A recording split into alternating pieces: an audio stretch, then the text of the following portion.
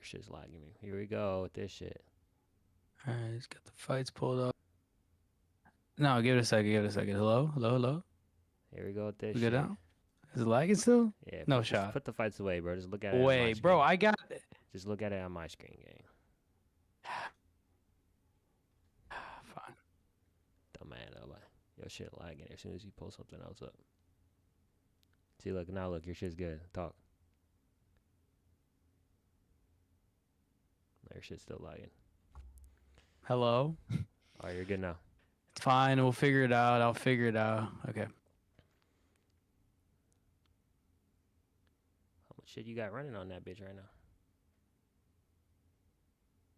It's not it's Nothing. not your Just Wi-Fi. this. It's And it's the computer. You don't have enough processing. yeah, it's fine. We'll get a PC soon here. Oh Don't yeah, worry. we're gonna put a fund together for that for sure. Shit, I ain't gonna lie. If I get another $5,000 bonus, I'll just start you some shit. Let's see. Hey, I appreciate you. Don't worry. I'm budgeting. I got everything budgeted. So soon. Soon, soon. Are we live yet? Okay, we're live. Put a fund together for that for sure. Shit, I ain't gonna lie. If I get another $5,000 bonus, make sure we can hear each other.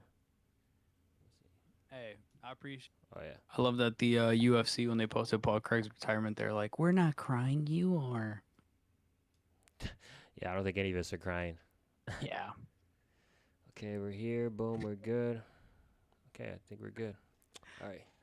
What is up, fight fans? Glove Talk.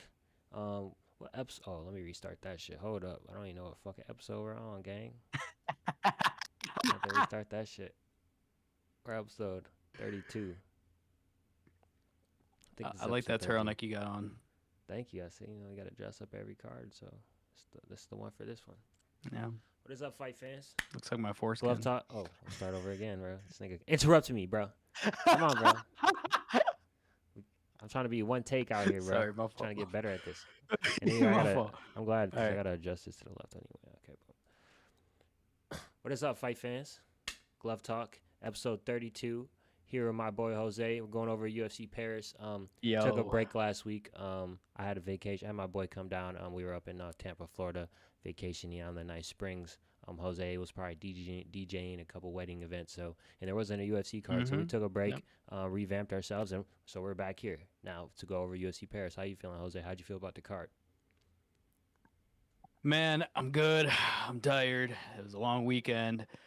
Good fights on the card. It was just emotionally taxing to watch at a time when I would like to take a nap. But I'm good, bro. I'm here. Can't complain. Yeah, I mean, we had a live fight companion for the card. If anybody tuned into that, we spent like an hour and a half, with the mics accidentally muted on the broadcasting side. So, it's just growing pains here, coming back with, vacation brain. But we're back into it. We're getting back into rhythm here, and we should come back with the reels this week. And we're going to keep grinding that content out. We're going to come out with a couple game plans here to try to make our stuff better and better fit what people want out there in the community. So, we're going to go over the UFC Paris fight card. We're going to go with the first fight. We had Shauna Bannon versus Sam Hughes.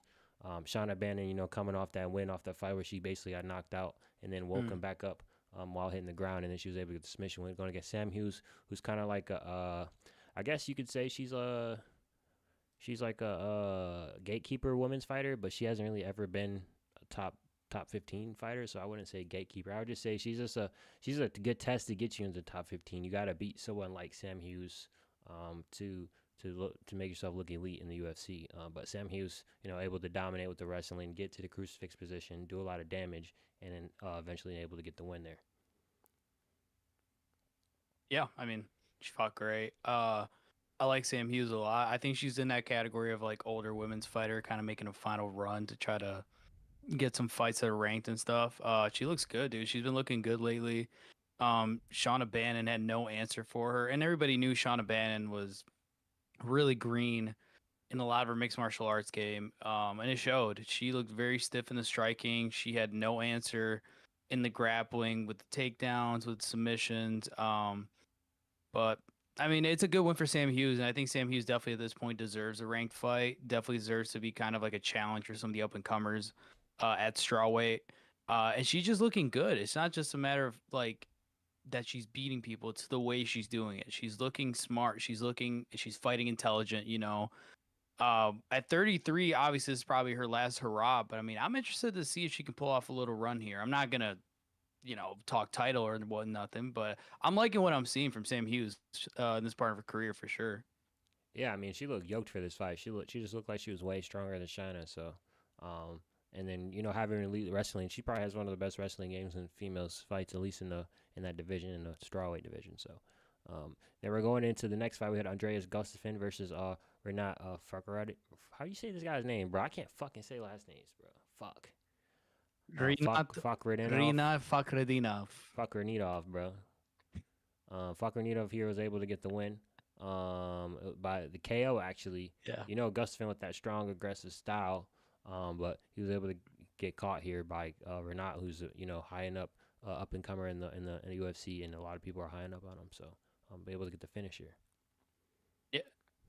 Yeah. 24 straight wins for 24-23 for Renat Fakhretdinov, and he looked good. And I think with Gustafsson, and we'll see a little bit of this on the card as well, and we'll touch on it. When guys lack in technique, you're gonna get exposed if the guy you're fighting has better technique, and that's what happened here. Where obviously Fakhretdinov has power, but he just was a lot better technically. He stayed calm when Gustafsson was throwing wild shots. I mean, dude, he's throwing like overhand forearms and all that stuff. Like, and Fakhretdinov just stayed calm, kept going to the body. The body work was fantastic. It backed up Gustafsson, and then he just put it on him against the cage. And I like Fakhretdinov, man. He's got a long winning streak. I think he has the second longest winning streak at welterweight in the UFC behind Jack Della Maddalena. And I think now it's time to give him a ranked fight, especially in a division like that where obviously it's top heavy right now, probably the most stacked division in the UFC when it comes to that. But that's going to clear out here soon. Here he's 33. This is the perfect time to start giving him fights. So then once we figure out the Ian Garys, right, the Sean Brady's, the Bilals, the Shavkats, the Pratish, all this stuff, right? You have guys like Fakhretdinov that could then match make with the losers of those fights and kind of start working his way up the rankings or whatever. But it was a good fight. He fought really good. It was impressive. It was dominating. Gustafsson, man, listen, I know he had a dominant contender series win when he had the guy at a single collar start kneeing him, but I don't know that he looks so bad in this fight, man. He looks stiff. He looked like he was in a bar fight more than anything. I get it. He's Swedish. You want to put him on a European card, but Yeah. didn't really do He also anything for loses me points for watching him those fight. shitty ass tattoos. So a couple points knocked off for that fucking compass on your back, brother.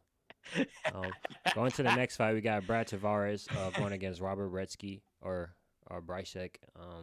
And it's crazy. Brycek was able to put away Brad Tavares here in this fight. We were watching it live. We got the live reaction of the finish here. Just be able, not that many people were able to put away Brad Tavares like that. So good luck out here for Robert Bretsky. He was being aggressive. Brad Tavares was just on the wheel the whole fight, and I think that eventually caught up to him, and he got caught up against the cage, and he ended up getting finished. So good fight here by Robert. Yeah. Yeah, it was a filler fight for sure. Just two old guys you want to put on the card. It was good.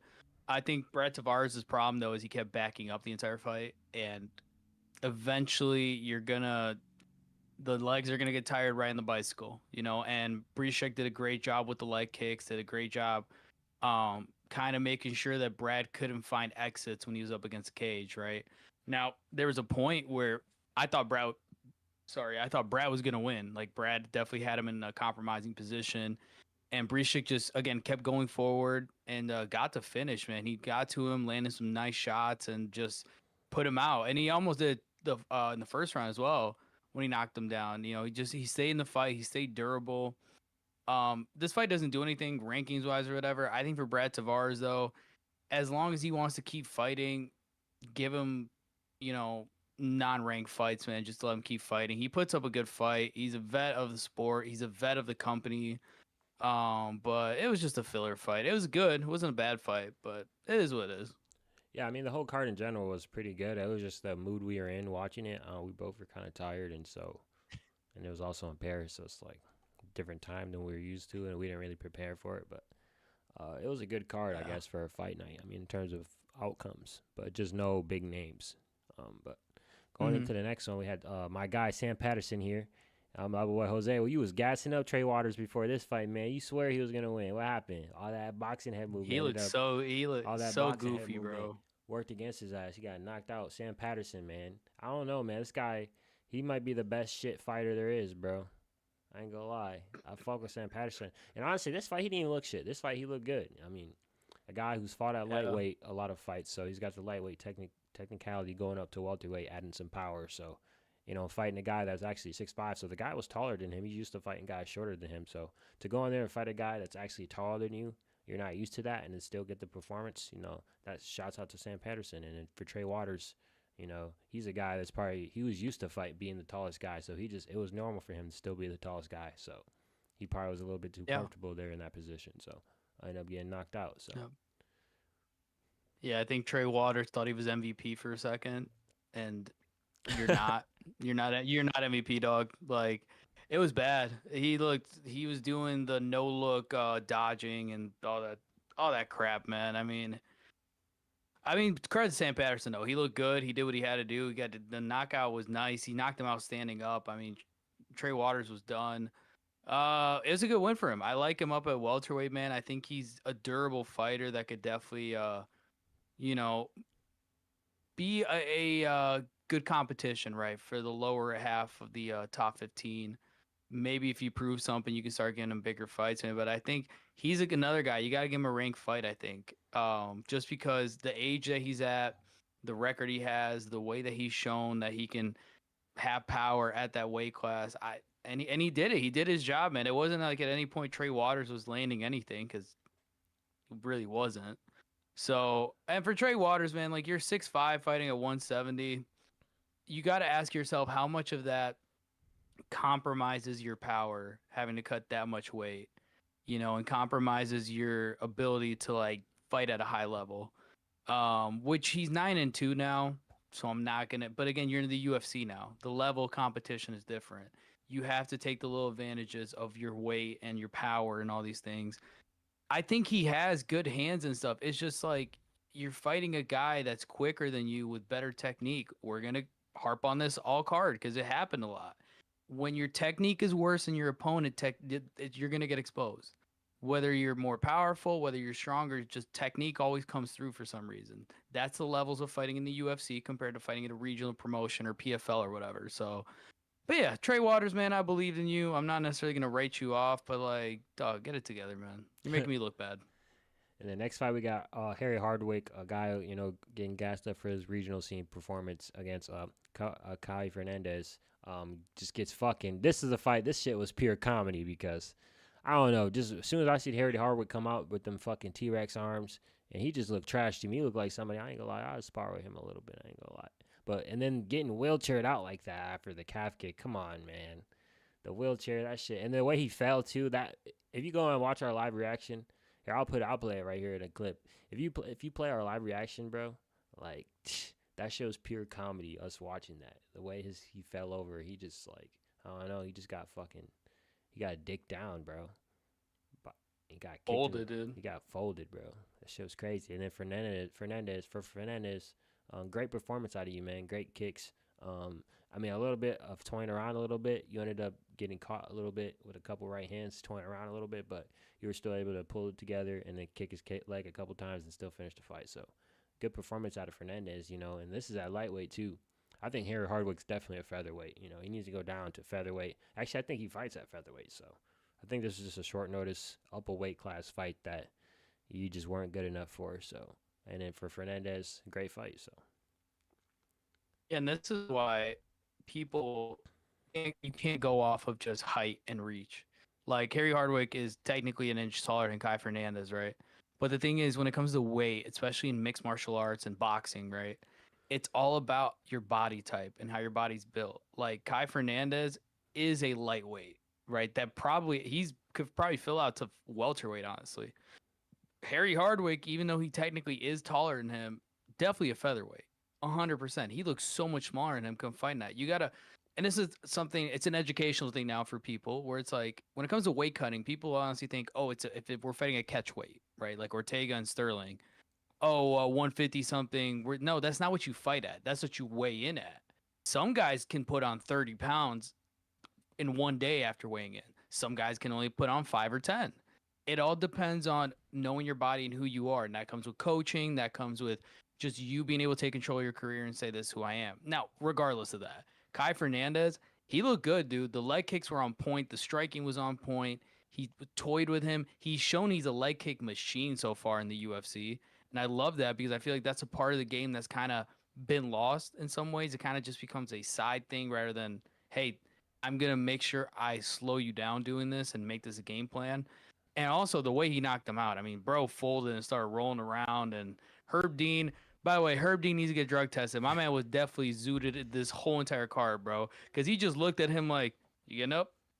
Nope. All right, fight's over. Fight's." I'm like, bro. Yeah, that boy was having some late. He was having some late reactions. He was looking like me out there, man. Off the. Yeah. He was off the pad or something. I don't know what they allow in France, but.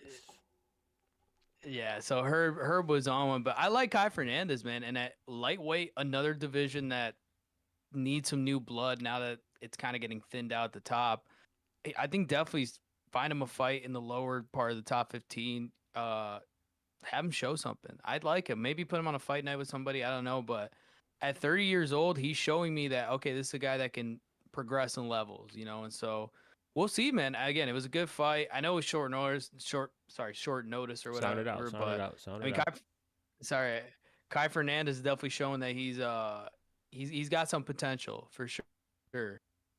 Yeah, and the next fight we got Marcin Tybura getting knocked out by Ante Delija, or how you say it? Delija, a guy who trains with Ante Delija, who trains with Tom Aspinall. You could tell. I don't know in the warm ups though, his hands look kind of trash. I was looking kind of. If you look at our live, I was looking making fun of him. But then when he came out there, you could tell right away, just because how trash heavyweight is. Like right away, you could tell like, okay, this guy has some hands. This is a guy who could probably fight with Pavlich or something.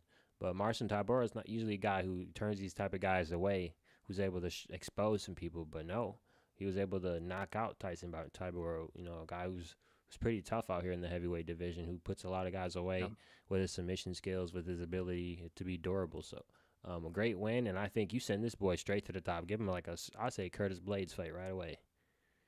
Ooh! Send this man straight to the top. I like that. I think I missed the knockout. Like that. Didn't I miss the knockout too? Did I walk away for this fight? You walked in right when it happened. Yeah, you walked in right when it happened.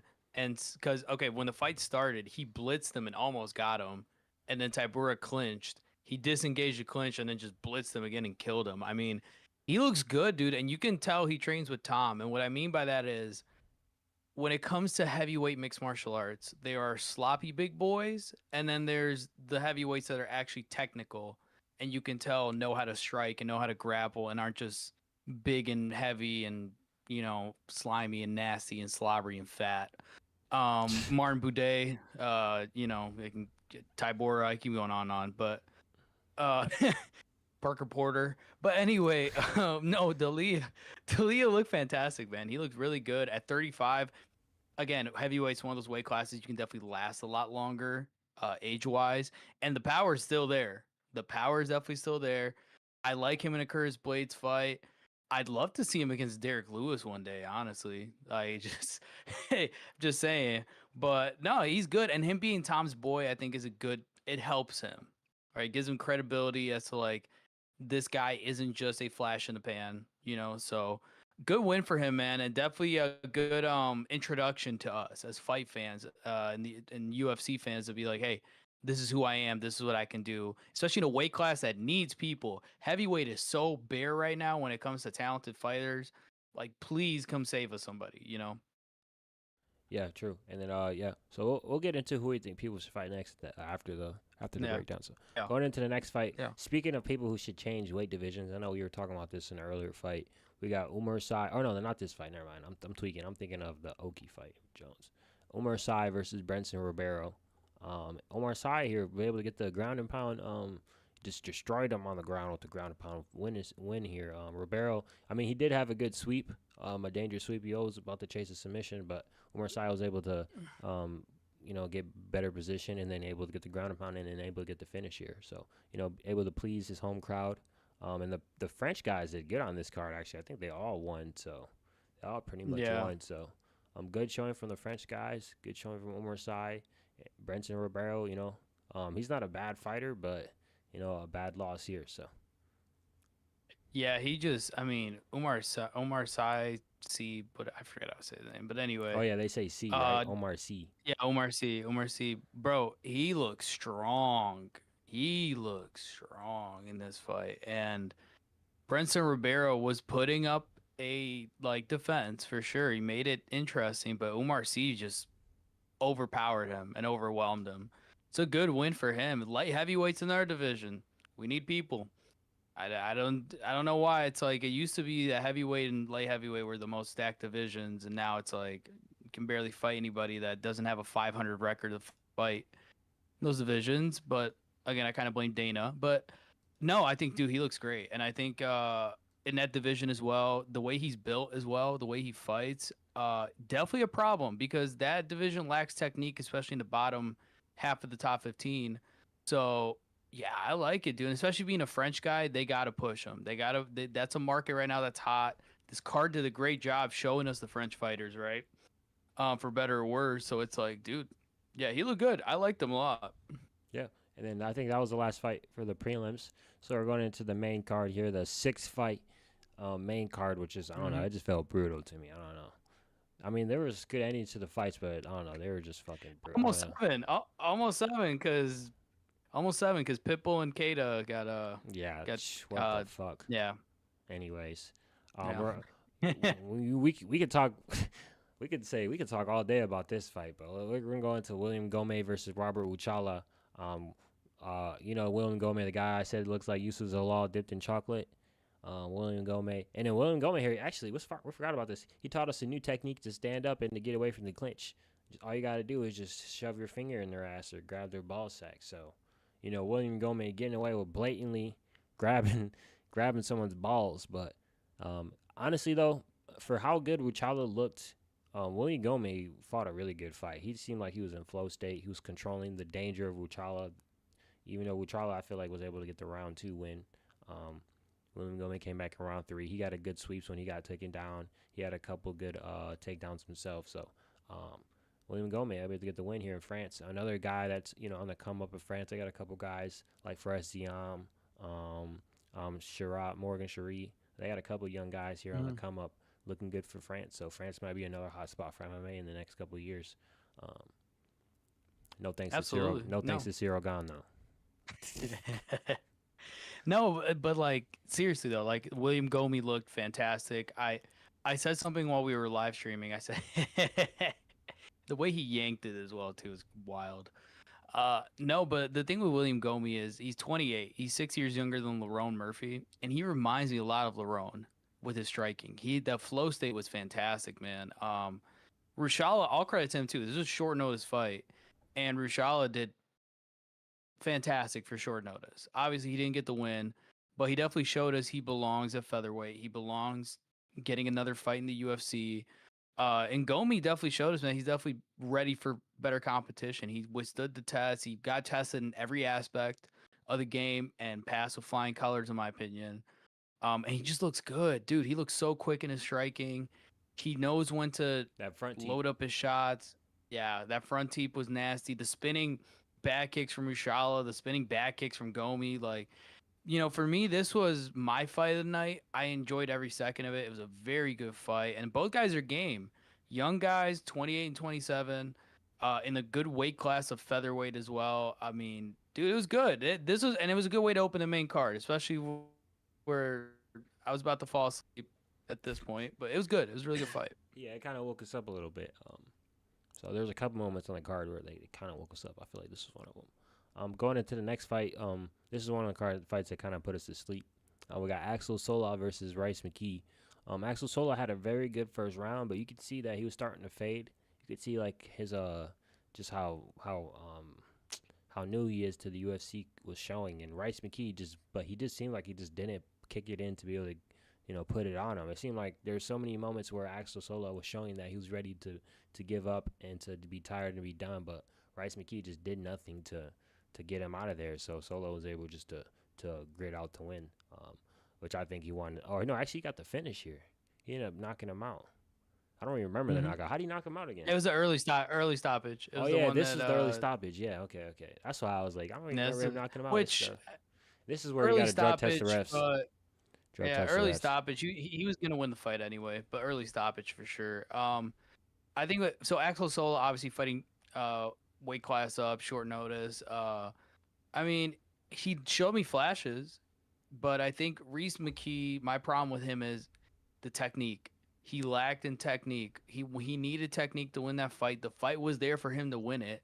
I thought Reese McKee was gonna pull it off, and he just showed me nothing. He showed me nothing. He was fighting a wounded guy. Axel Sola was 100% visibly injured. He even collapsed after the fight as well. And he pulled it off. I mean, he showed me a lot of grit. He definitely showed me he can be versatile right in the different areas of mixed martial arts as well. And it was a good win for him. It was a good win for him in front of his home crowd. It was a good win for him to tough it out, right, face adversity. And for Reese McKee, it's just the same story every time. You're bigger than everyone. You're taller than everyone in the weight class, and you just can't It's the do it. tattoos. It's the tattoos were bad. But Axel Solomon, another prospect at welterweight. I don't know if they're gonna keep him at welterweight or if he's gonna go back down to 155. But either way, he reminds me a lot of Beneil Dariush in the way he stands and the kind of fights. Reminds me a lot of Beneil. Uh, I don't know if it's a good thing or bad thing sometimes. I love Beneil to death, but Beneil is very hit or miss at times. But it's that kind of like lengthy, kind of quirky style of just movement and striking and angles. Yeah, I don't know why the Um, theme of this card was having fucking people fight at higher weight classes. Like, seemed like a common theme in this card. this all got thrown together super last minute though. That's the problem. They've had a horrible time, and we'll talk about this later when we're talking about who to match make. But the booking for Q4 has been terrible. Everything's been so last minute. Everything's been so short notice. And I'd like to thank ESPN also. By the way, ESPN, get your shit together. The amount of times we got blue screens and we couldn't watch fights and we couldn't watch walkouts or whatever because y'all don't know how to freaking stream a fight. You've been doing this for It's all right, 6 years of your it's deal okay, now. bro. It's okay. It's okay. We're on our way to Paramount. Paramount, here we come. I'm ready. I'm so ready. I'm done with ESPN, dude. I can't do this. Like, and the ads are stupid. Your app sucks. You can't stream. Like, whatever. Cool. Anyway, next fight, man. Yeah, their fucking website's fucking dog shit. I'm not even gonna get into that. Oh yeah, let's go into another guy fighting at a higher weight class. We got Oki. We're going against Mason Jones. I don't know if you've seen the clip. I think you've seen the clip of Aiden Ross had like $500,000 on Oki to win the fight. Oki had Mason Jones basically out of there in the first round. But Mason Jones was able to come back, and this is just a common UFC theme you see for a guy who's good at being the hammer but not good at being the nail. And then to be a great UFC fighter, you got to be good at being both. Oki was able to hurt Mason, and he looked like a powerhouse. But as soon as Mason, was able to fight back and bring some grappling and wrestling into the fight, Oki withered away, and then he was able to finish him. So he finished him. It was ground and pound, right? He finished him ground and pound. So yeah, he was able to destroy him on the ground. So good win out of Mason Jones. Yeah, those here. elbows. Those elbows are nasty, dude. But I think if Oki goes down to featherweight, I actually think he's a really good featherweight contender. I just think he's just too small for the lightweight division. But he did show very good the skills and power. So I do think Oki is a good fighter in the future. I agree with you. I think the problem Oki had was the cardio, dude. He got burnt out trying to go for that finish and then just kept overextending and throwing, and then Mason Jones started ragdolling him with the trips and the sambo and the judo, and I'm like, dude, what is happening? And that's the thing. Like Mason Jones, yeah, he got knocked down, right? But he showed he weathered the storm. He showed that he's durable. He showed that he can adapt, and he made the fight dirty. I don't think Oki wanted dirty. I think Oki just wanted to get in and out, right? Wanted the quick finish, wanted to go home. And Mason Jones was like, nope, we're going to go to the ground. We're going to go to the ground, and I'm going to make you have to grapple me. I'm going to make you have to make it nasty. And Oki was tired. He was dead tired, man. And it was disappointing. I really thought he looked really good to start the fight. But that's the litmus test, right? In mixed martial arts. Can you withstand adversity? Can you adapt, right? Can you show that you're more than just a headhunter, And Oki didn't show that. Meanwhile, Mason Jones, I mean, dude, for him to come back after 3 years of not fighting in the UFC and coming back and showing this, I mean, it's a good showing. And it shows that that's a guy they can trust to put on fight nights, a guy that's going to be durable, a guy that's going to, be a test for people. So, but yeah, Oki definitely needs to go down. I agree. He looks so small in there. Yeah, I didn't really notice it until they started grappling. But and then the next fight we had Paul Craig's retirement fight getting destroyed by Bukalkis. I mean, you guys pretty much we all know how this fight went. Paul Craig pulled guard and got fucking TKO knocked out, and Mike Garter just looked at him there like, what the fuck? And then when he noticed that Paul Craig wasn't getting up and he was fucking unconscious, he was like, oh, he called the fight. So, um, typical Paul Craig fight.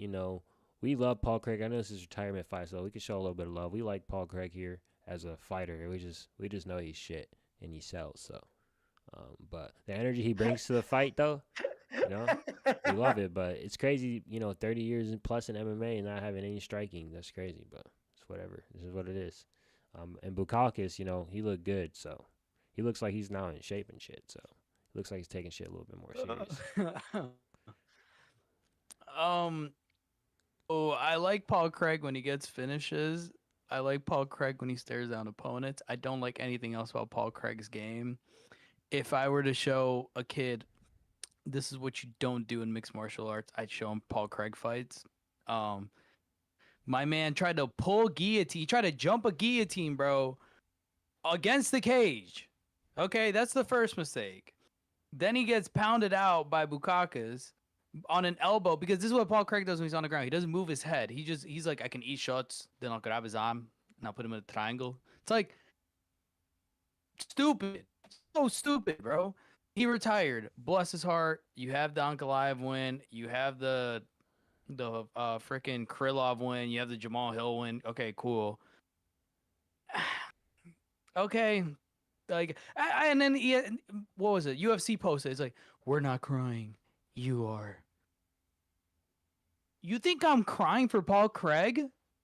You think I'm crying for Paul Craig, bro? No offense. I cried for Jose Aldo. I cried for Robbie Lawler. I cried for guys that actually did something in this sport, other than like flash in the pan moments. You cried when Kobe Covington got knocked out by Usman. No, I love that. No, I love that. I love that, actually. I love that. You did not love that in the stop. moment. Don't put that in my name. Don't put that in my name. Do not lie, Jose. Do not lie in the moment. Anyways, I'm gonna let you. I didn't cry. No, I'm gonna let you finish your go. Go. Get your clip. No, my point is, Paul Craig, listen, you had a better career than most in mixed martial arts. Go right off in the sunset and have fun, bro. That's it. I got nothing else. I don't want to see another Paul Craig clip. Why this fight was on the main card, God knows why. But anyway, let's talk about the next fight, because that was actually a good fight. All right, let's go into the next fight. Okay, yeah. Let's go into this is where we watch and go through the rest of these cards for these two fights right here. We have, the exciting, or there was exciting, Marcio Rufy versus Benoit Saint Denis. In the co-main here, Marcio Rufy getting his big shot to get ranked in the lightweight division against Benoit Saint Denis, who's had a couple bad losses, but I think that he's coming off a win. And this fight, it was all Benoit Saint Denis. Besides that one flying knee that Rufio hit, I think Benoit just dominated. I mean, Rufy was able to flip the positions a couple times in a reverse, but I think it was short-lived, and he would just let Benoit Saint Denis back up anyway, so he did no damage in those positions. And I think Benoit just fought how he should be fighting this whole time, just having a very grapple, spam-heavy style. If he fought like a little bit more like Gamrot, I feel like he would be a way better fighter and way more dangerous. And I feel like that's how he fought this fight. So, good fight showing out of Benoit Saint Denis, able to get the submission here. And Rufy, you showed a little bit of a good job to be able to reverse some positions, but I don't know. You were on top and you just stood up and let him up. You could have just won the round and did some damage there and stood been on top for the whole round and just win the round. Get your feet wet in the higher rankings of the UFC. Instead, you're trying to get the highlight moments. You stood him back up and also there was one moment where Benoit Saint Denis was on his ass. And Rufy was going to go kick his legs and stuff, and Mark Garter just stood him back up without even letting him back up. So, but anyways, that's besides the point. I felt like he would have lost anyway. But good showing out of Benoit Saint Denis and Rufy. I don't know, man. He might have to go fight Drew Dober or something, man. I mean, I'm conflicted with Mauricio Hoofy, bro, because first off, he looked weak. Like just for the weight class, I don't know if he's strong enough to fight at 155 because he got ragdolled by BSD. And BSD, man, I mean to recover from the Poirier fight and to do this Moicano against a fight. guy Moicano. who people, Don't forget about the Moicano fight too. yeah, Moicano as well, and like to do this against Mauricio Hoofy, you came in as a favorite, by the way. Um, in front of your home crowd. I mean, dude, BSD looked good. He looked really good. He fought solid. It reminded me of the Benoit Saint Denis that we had come to like and enjoy when he first got into the UFC. He went back to the basics, and he looked good. He looked really, really good. I think it's good having a guy like Benoit Saint Denis kind of take the Benil Dariush role, where you're the one kind of fraud checking people, and that's what he did. He fraud checked Mauricio Hoofy, and that's not a knock on Mauricio Hoofy saying that he's a bad mixed martial artist. What I mean by fraud checking is, and you and me said this on the live stream, the first grappling exchange, we even said it. Yep, Mauricio Hoofy has a lot of work to do. The grappling exchange was bad. He looked uncomfortable on the feet. He couldn't get nothing off against Benoit Saint Denis. I think he tries too much to be Connor and do the karate stance way too much instead of actually like just doing his game plan. Like he just kind of looks for moments, and it's a good win for Benoit Saint Denis. I again, he's a guy I think is going to persistently be near the top of lightweight. Uh, what that looks like now, I don't know because that division's an absolute mess. He called out Arman Sarukian. He wants Arman, and whether Arman takes that fight, I highly doubt. Hell I no. I think they're more. I think they're more prone to give him the Patty fight if Gaethje fights Topuria. My opinion. Um, but I think, and even then, Patty and BSD would sell. If you do Patty and BSD in England or something, that would sell. Be a good fight. It's just a complicated spot now at lightweight. You have Gaethje, Patty, and Arman, who all say they deserve to fight for the title, and the UFC has told us absolutely nothing about what's going to happen at 155. So, but other than that, Benoit Saint Denis, great job in the co-main event in front of his home crowd as well. He always fights good in France. Uh, yeah, we'll see what they do with him. And for Mauricio Hoofy, man, again, the fighting nerds, yeah, pray for the fighting nerds, man. Honestly, They ain't I looking think good right now. I honestly think Rufi should go to featherweight, but the problem is you got Gene Silva Yeah, there. I agree. You got Gene Silva there, so Yeah. that's why I think he's fighting at lightweight. I think he's really a featherweight, but Gene Silva probably would do. Honestly, Gene Silva will probably be better at lightweight, in Yeah. my opinion. Hear me out. Mauricio Hoofy in a dream world. Mauricio Hoofy, Yair Rodriguez at featherweight. Yeah, I'd like that. I like that. Yeah, that'd be fire.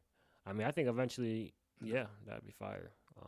That'd be a great fight. So, let's go to the main fight here. We're going. Basically, this is a title shot eliminator here to determine who gets to fight Hamza. Pretty much, barring that RDR and Fluffy don't do nothing spectacular. But I mean, Imavov winning here pretty much secures it because he really didn't even need to fight again after knocking out Izzy, and then him taking this fight and then also securing the win again in the main event. I think that probably gets him the title shot. But I think watching this fight, it secures to me that RDR and Fluffy are the only people that could probably beat Hamza. I think Hamza runs to both Kyle and Imavov. And people were saying 4-1 Imavov or a blowout, but I really thought the fight was a lot more closer and technical. I had a 3-2 Imavov. I had Kyle winning 2-3. And besides that, I just think for all the disadvantages Kyle had in this fight, speed disadvantage, preparation disadvantage, because, he was the backup for the Chimaev DDP card, so he had to cut weight for that. That was in Chicago. This fight's in Paris, so, the travel time difference. So he gave up about 2 weeks of training, for this fight, to be the backup. So I think that ended up hurting him here a little bit. I feel like if he gets that extra preparation, he doesn't have to do those 2 weight cuts, because you could see it in his eyes. His eyes seem a little depleted. I don't know. He seemed a little tired or something. But that is kind of how you got to look sometimes without his glasses. But I don't know. He just seemed a little tired to me, a little sluggish. If you look at the pace he was able to put on something like Jared Cannonier, a guy who probably is a lot more dangerous power-wise. Imavov is really good technically. But I don't know. I just think that really hurt him in this fight. And then Imavov, I think he just fought a good game plan. He was faster. He was jabbing really well. He was sticking really well, and he's being the counter. He was pressuring, but he was being the counter puncher. So he was pressuring Kyle, but he was allowing Kyle to come in, and he was just countering him because he knew he was faster. I think that also stopped Kyle from being able to go for the takedown so heavy. If you have a guy pressuring you, and if you go and shoot for a takedown, if he's really faster than you, he can catch you with a fast jab, stick you, and then back up, and you're nowhere there to get the shot. You're not even close. You're just putting yourself at in a position to get knocked out. So I think that's why Kyle wasn't really able to get a takedown at all. You know, he's getting put on the back foot himself. So good fight out of Imavov, and I think that secures him the fight against Chimaev. I think Chimaev ragdolls him, and then we actually get a good contender, RDR Fluffy. So Yeah, I mean, well put. All of it, well put. One thing I saw after the fight was Strickland talking about when Kaio came to Extreme Couture to train and actually didn't want to spar because he's like, I'm the alternate for DDP Hamzat, so I can't really train right now. And Strickland was calling him out. I think it's more of Sean setting up his next fight, knowing that with the suspension, he can't fight right now. So he lost himself the Hamzat fight. So he's probably just setting up for a Caio Borralho fight, which is smart on Sean's part to kind of set up your next fight now and start the beef or whatever. But yeah, I mean, Caio, going into the fight, we proposed a lot of ways that he could win the fight. Once it got to like round 3 or 4, I think 4 was the one where I was like, I don't see Kyle winning this fight. I don't, and because Imavov pulled away really in round 5, but the way Imavov was point fighting, it wasn't letting Kyle make the fight dirty. Every time you go for a takedown, Imavov made defense a bit. I think it was also Kyle wasn't committing to the takedowns. He wasn't committing to getting him against the cage. He wasn't committing to, hey, if I'm going to burn myself out taking him down, at least I'm the heavier guy that's going to make him have to work. He's a striker. I got to tire him out. You know, he got some nice leg kicks on Imavov, and then Imavov just started checking him.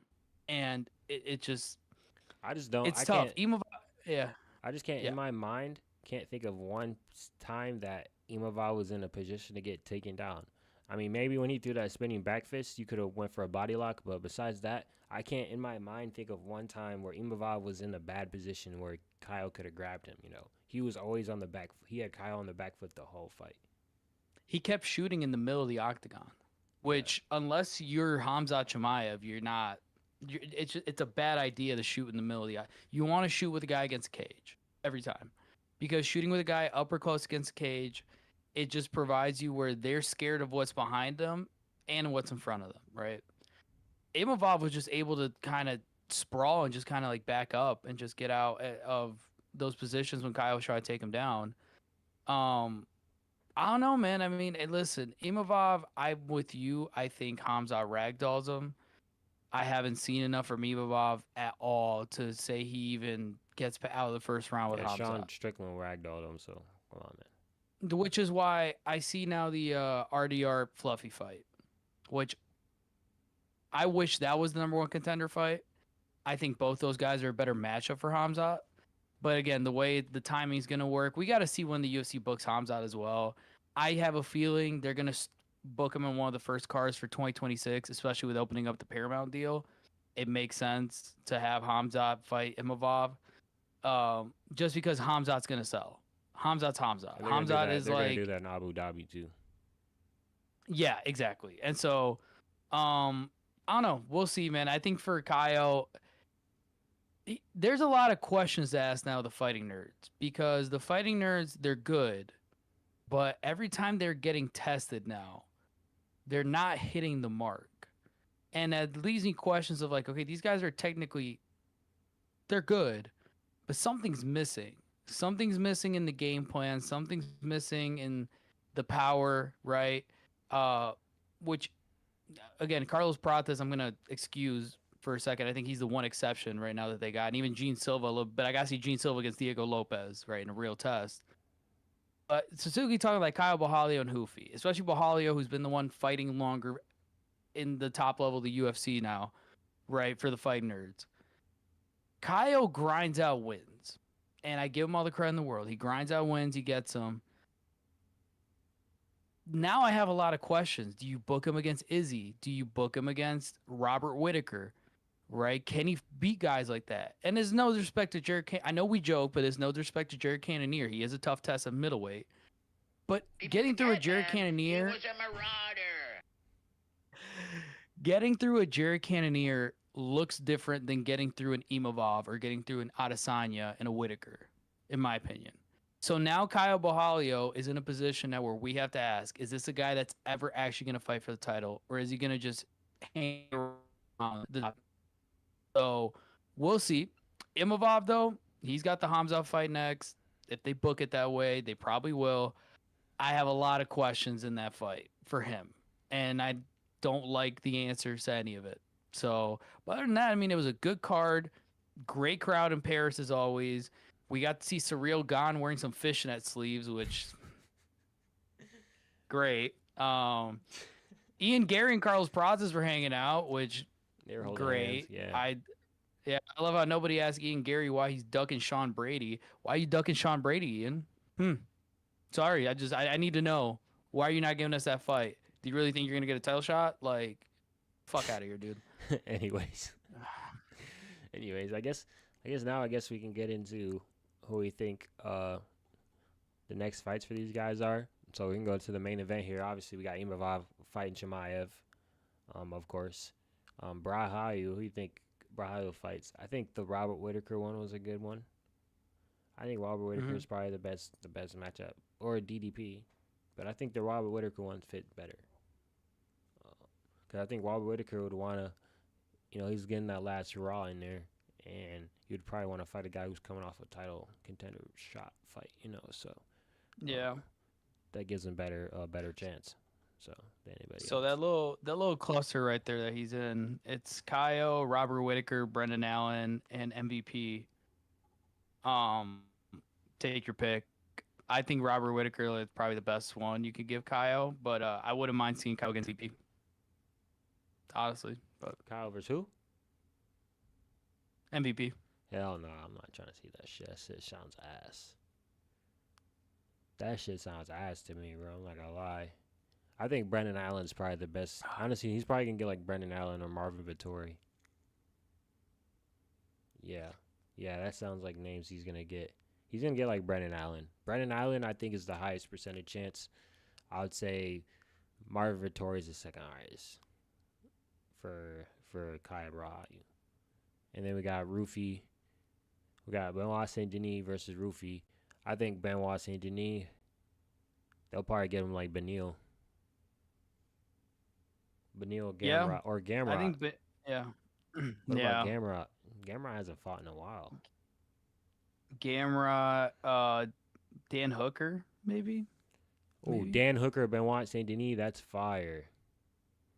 Yeah. Which I don't know what Dan Hooker's doing, bro. He bleached the hair. He had the one good fight, and then he just refused to take fights. I think he's probably gonna get. He's probably waiting for like the Max Holloway. I did see that. Yeah, because Max has to defend the BMF belt. Or if they don't give Justin the title shot, if they give somebody else the title shot over Justin, they'll probably make Justin fight Dan Hooker or some shit. Yeah, I could see a world where if they're like, Justin, you don't get the title shot, but we'll make you fight Max again for the rematch. I could definitely see Justin like, okay, I need to get that one back. But besides that, I think he just runs. I think he just waits. Besides that, I think for Hoofy, you give him. Wait, he's ranked either now? Michael Chandler or Grant Dawson. How did he get ranked? Yeah, Hoofy's 15. Yeah, give him Michael Chandler, bro. Michael Chandler, Grant Dawson. I think those are the two fights you can make. Grant Dawson is gonna do the same shit Benoit Saint Denis did, bro. Or say Fiziev loses to Oliveira. Fiziev versus Rufy. That's fire. Yeah, I would love that. I think, honestly, I feel like they should have booked that in the first place. I don't know why Oliveira's fighting Fiziev, being honest. Yeah, and then the rest of the card, I don't give two flying fucks who they fight. I guess. Well, Gomi is one that I'm interested in at featherweight. Gomi, because you got some good fights for him. Because you got Giga at 15, Dan Ige, David Onama, Steve Garcia. Onama's ranked, Pitbull bro. needs to fight. Oh Nah, I Yeah. don't know. Like, I say, shit. Onama or Giga is perfect, or Yusuf Or if you Zalal. want to test them, give him Brian Ortega. Nah, bro. Brian Ortega's going up, bro. Brian Ortega's No, going but up. I seriously, I think Pitbull will be perfect because Pitbull needs a fight rebooked now after Nah, what happened. nah, Pitbull's gonna get a big If name. Gomi wants to do a turnaround, yeah. Nah, bro. Pitbull ain't fighting that But guy. And then maybe like Delia. yeah, Dalia heavyweight's an interesting one. So at the bottom of heavyweight, you got Rizvan Kuniev, Johnny Walker's brother, Taliesin Teixeira, Mick Parkin, Actually, Costa. Put Shamil him against Bazia. Waldo Acosta. He just came out. He's coming off a loss against Sergey Pavlovich. Give him Waldo Acosta. Why not? That's perfect. You're gonna hate what I'm about to suggest. Hmm. Let's offer Tai Tuivasa as a sacrificial lamb for Dalia. Man, bro, you've been trying to do that lately. I'm at the top, bro. You've been trying to put people on Ty lately. I don't know why, bro. What he did to you? Bro, Ty's 300 pounds now. How is this man still ranked? Cause he almost fucking knocked out Sirgan. That's why. He almost became interim champ and fought John Jones. Imagine that timeline, What bro. a time. Like we give John Jones hate now. Imagine the timeline where he got like Tai Tuivasa and then Stipe.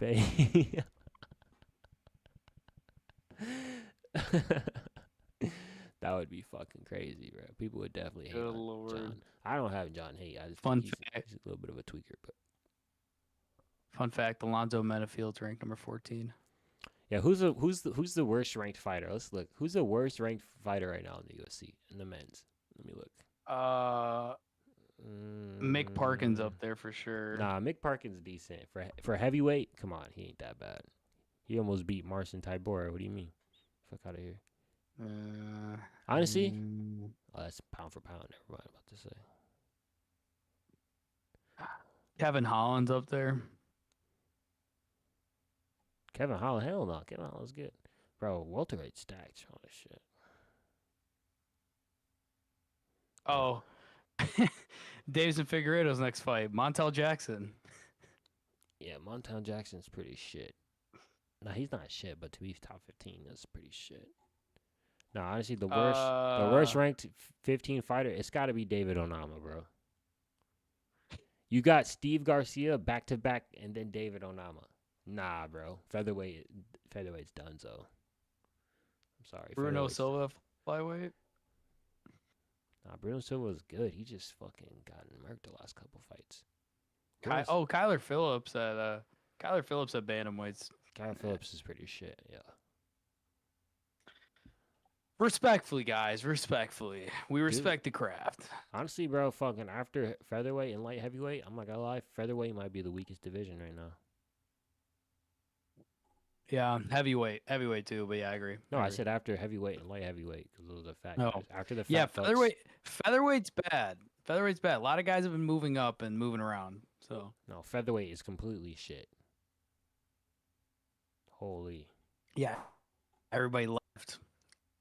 All the good fighters left at the bottom half of 15. Like everywhere else, every other division, the top 15, I'm like, okay, these are all pretty good fighters. And then you just hit featherweight and you're like, shit.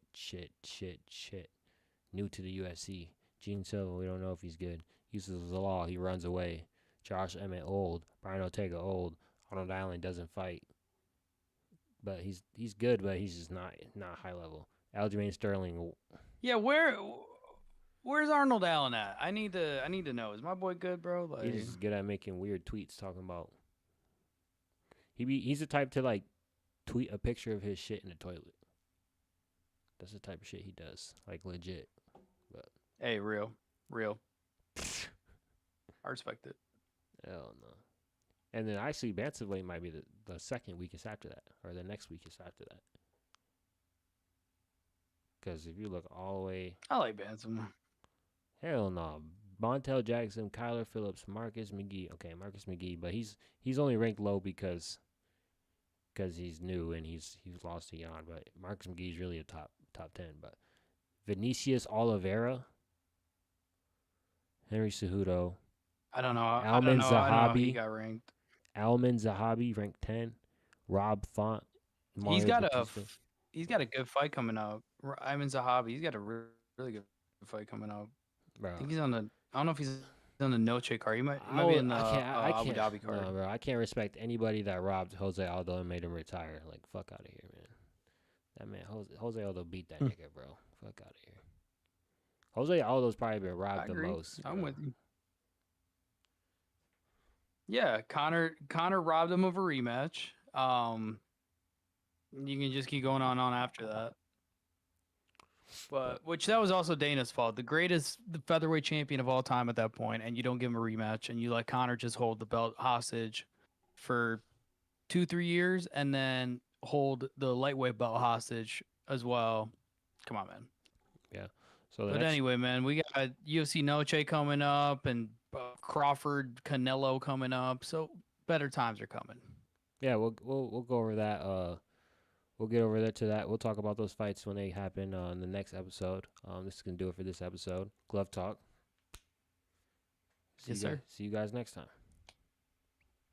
And remember, if you're ever in a cage fight and you have your hand near your opponent's balls and asshole, it's okay. The ref ain't gonna notice, bro. Just grab and yank down. That's it.